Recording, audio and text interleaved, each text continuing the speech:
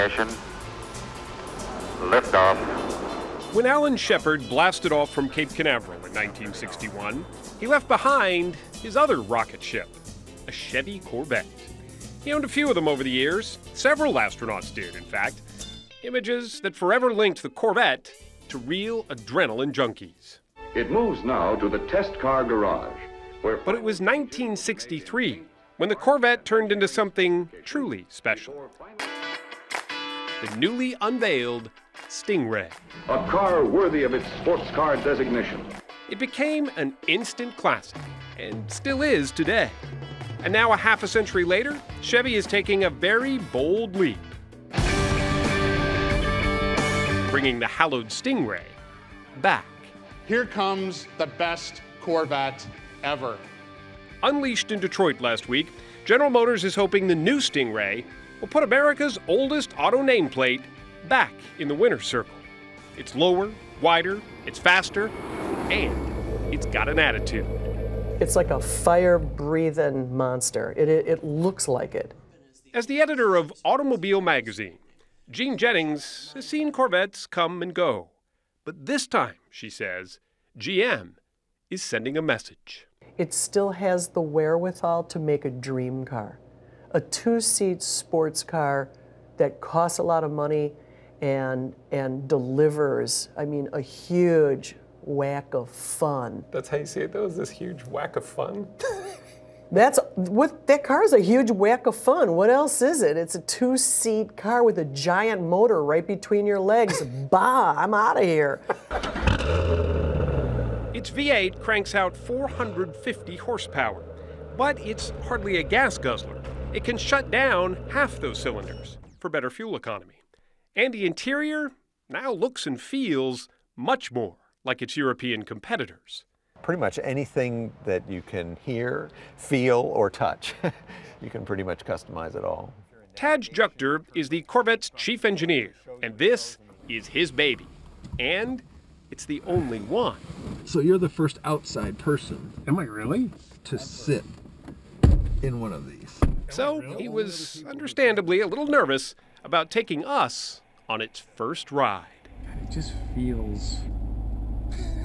I don't even know how to describe it. It'll do 0 to 60 in less than 4 seconds. Top speed, upwards of 190 miles an hour. There's no doubt in my mind that we'll be fully competitive with pretty much any other car. Porsche, Ferrari, you name it. Yeah. So if you had one word to describe this new Vette, what do you think it would be? I think wow. Tom Peters is the head of Corvette design, in charge of sculpting the body to make it fast and functional. This probably might have taken as much creative energy as doing a whole body side. Just this little curve. Just this little section through here, yes. Not all Corvette purists, though, like the redesign. Some mourn the loss of those signature round taillights. Others worry that it looks a little bit too much like a Dodge Viper. But America's sports car has rarely had an easy ride. But the high points of the show to most visitors are the customized cars, which... It was first unveiled at GM's Motorama in 1953. For $3,500, you could take one home, double the price of other Chevys at the time. But that early Vette was more show than go, says automotive historian Paul Ingrassia. It wasn't very fast, it wasn't very stable. Oh, and the roof leaks too, by the way. That Corvette idea, though, had a champion, its legendary chief engineer, Zora Duntov. He persuaded Chevy to replace its standard inline-6 with a V8 instead.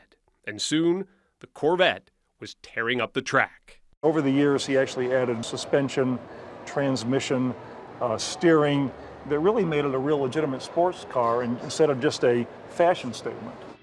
By the 60s, the Corvette was a celebrity, starring in its own TV show, Route 66. And the Stingray even had a song, Dead Man's Curve by Jan and Dean. I was cruising in my Stingray late one night when an XK pulled up on the right. But then came the 70s. And along with them, unleaded fuel, the oil crisis, and the national 55-mile-an-hour speed limit. By the 80s, Sales were stuck in low gear, and the Corvette seemed to symbolize more midlife crisis than icon. It was a slot car on the racetrack, and on the road it was a farm implement. I mean, it had terrible suspension. You literally drove it, hit a pothole, and banged your head on the headliner. Still, the Corvette survived, even through GM's bankruptcy. It would be such a shame for that car to be missing in America's culture. I mean, I just think it's part of the DNA of Chevrolet. Rick Hendrick should know. He's a Chevy dealer, and that's not all. Rick's got the best seat. He also owns Hendrick Motorsports, one of the winningest teams in NASCAR. Would you race anything else besides a Chevy?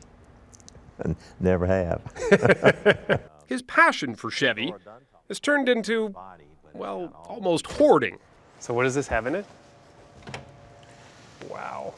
This is a 427 with 390 horse. He owns one of the largest private Corvette collections in the world, nearly 150 in all. His favorite, though, was always the Stingray, and he's more than willing to share the love. Oh, I could drive this thing all day. What was it about Corvettes for you, though? Corvette was just the ultimate car. I mean, it was, you had the styling, the power, all the girls liked them. In fact, it was in a Stingray where he wooed his future wife, Linda. She rode with me in that first Corvette on our first date, and it broke down.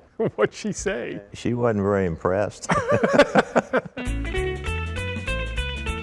Most of what's in his collection is priceless, and last night, Rick Hendrick purchased the rights to get the very first new Stingray off the line.